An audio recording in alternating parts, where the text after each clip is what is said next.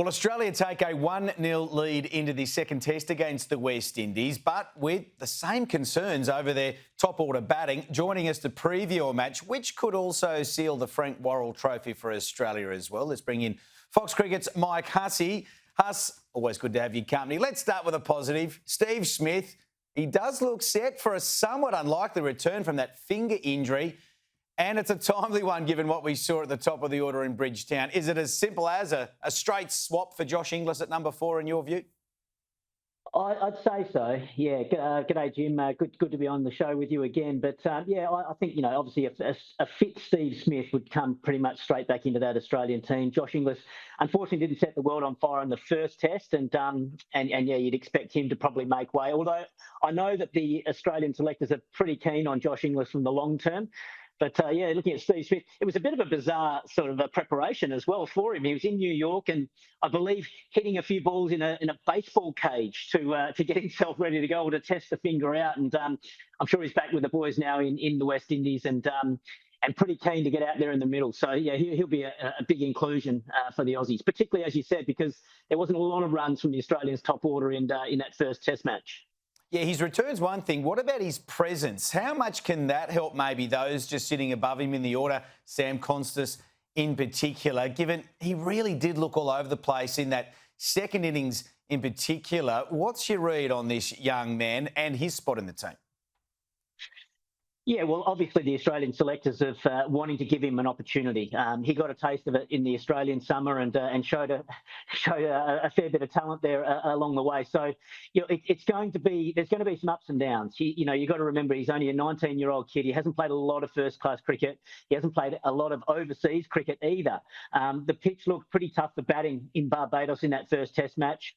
And so, you're going to get exposed. He's still trying to figure out his own game at sort of first-class level, let alone at Test level in foreign conditions. So we're going to need some patience here. They're obviously building for the future. I mean, we've lost David Warner, probably just over a year ago. Usman Khawaja's probably not going to play too much longer. So it's time to sort of invest into some of these younger guys. And, yeah, it'll be a roller coaster. There'll be a few ups and downs. Let's just hope there's a few more ups than there are downs for him, and he can sort of really cement his place in that Australian team. But with someone so young and still trying to figure out his own game, it's going to take some time. So, yeah, we're going to have to show some patience. Yeah, I guess you could draw the same argument for Cam Green, given his returns and mode of dismissal do kind of underline his spot could be better placed somewhere down the order. How long will selectors persist if he is picked as a batter only? Well, Cam Green, he's got a fair few more runs on the board than someone like a Sam Konstas. He's been playing first-class cricket for a number of years. I believe his average is still in the 50s in first-class cricket. He's got a couple of Test hundreds to his name as well. They've obviously identified him as a player, again, for the future, to perhaps be that number 3 batter for Australia. And so, yeah, it might just take him a little bit of time to build into that role, to feel comfortable in that role. It's not easy, moving up into that sort of top 3 against the new ball when it's moving around a lot more. The bowlers are a lot fresher from where he's probably used to batting, which is probably more down in the middle order, and bowling some handy overs as well. If it was up to me personally, I still like him in the middle order somewhere and getting back to bowling. I think that's where he can have his best impact for Australia in Test match cricket. But, he's got a good technique and I do think he has got the temperament in the game to succeed higher in the order. And obviously, the selectors have identified him as someone they want to bat up there and give every opportunity to. And then there's Labuschagne. You were very free with your thoughts in the lead up to match 1. You thought it would have been worth persisting with Marnus there for that first test. It hasn't been so, and now we're hearing reports he could even be returning home to get some game time with Australia A. Is that a sign selectors are certainly going to give this top order all 3 matches of this series to find some form? What's your read on that? Yeah, well, I haven't heard that Marnus Labuschagne was going to come back and play some Australia A games. It is probably a pretty clear indication that he's going to have to fight for his place back to get back into that Australian team. I do still think he's got some cricket left in him at Test level. I think he'll be an important player moving forward. He's just got to get back to playing his best way again. I feel like he's just sort of gone away from that a little bit over the last couple of years, trying to defend a lot more and survive rather than, look to be more proactive with his scoring. So, hopefully he can go back if he's for Australia A or for Queensland, score plenty of runs, get that confidence back up and that run scoring ability, back into his game, then I'm sure we will see him in Australian colours again. And yeah, you're right. It is a clear indication that they are going to back in the top order that's there. I thought it might be a bit of a gamble considering, if there's an injury and you sort of sent someone like Marnus Labuschagne back home, are you going to have enough sort of backup there? But I guess if Josh Inglis comes out of the team for Steve Smith to come back in, then you do have that backup batsman there as well. So it's probably not a bad idea. Yeah, at least the bowlers are in pretty good nick, Huss. You do wonder for how much longer can they keep saving the day with, of course, an Ashes to build for. So if you can just set us up, second test, Granada. Traditionally, what sort of conditions can Australia expect and will it suit our quicks? Well, I mean, the Australian attack's outstanding. It has been for a long, long time. And that pitch in Barbados, it did look tricky to bat on. There was some uneven bounce. There was some seam movement there. And, you've got the likes of Cummins and Hazelwood in particular. They will find any movement out of a pitch that's got a bit in it. So that would have been really hard to face. And Hazelwood getting 5 wickets in the second innings was a real match winner for Australia.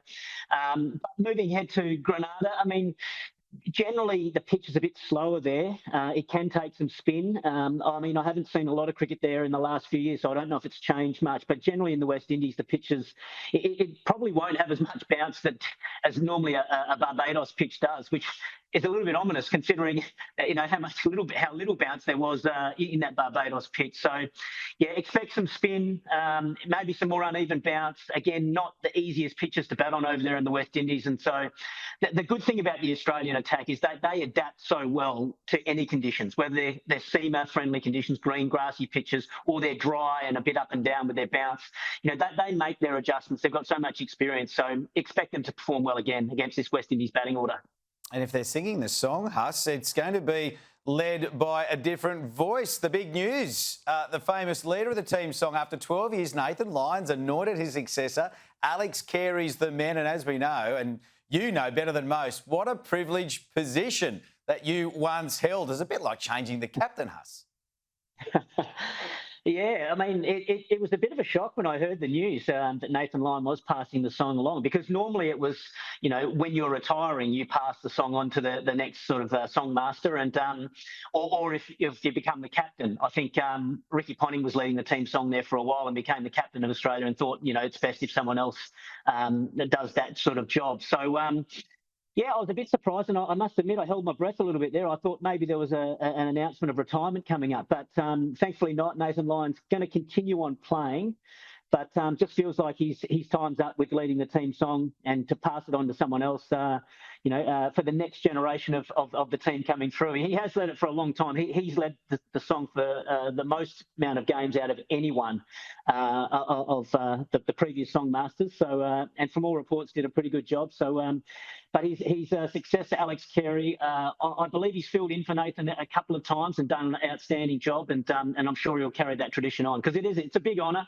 And it's something that the team and certainly the players, that after you win a great Test match, in those change rooms together or at a nice location together, singing that team song, it really is a special moment, particularly for young guys in the team that haven't experienced it very often. Well, let's hope they're singing it sometime by the end of the week, if not the weekend. Just briefly, on Nathan Lyon's future past this summer, what are your thoughts? Well, I read a report this morning saying that he wants to win in India and he wants to win in England, and there's a World Test Championship, over the next 3 or 4 years. So, by the sound of it, he doesn't want to retire anytime soon. He wants to, he wants to keep going for as long as he possibly can. He's obviously been fantastic for Australia for a long time, and while he's still got that motivation and the desire to keep working hard and keep improving, then he's going to be hard to leave out of the Australian team. I think his results have probably not been as strong over the last sort of probably 12 months, but you can go through these little waves of form, where sort of things go your way and then other times not quite. So, I still think, I think it's more up to him sort of mentally. If he's still got the desire and the passion to keep going and keep pushing himself, then there's no reason why he can't.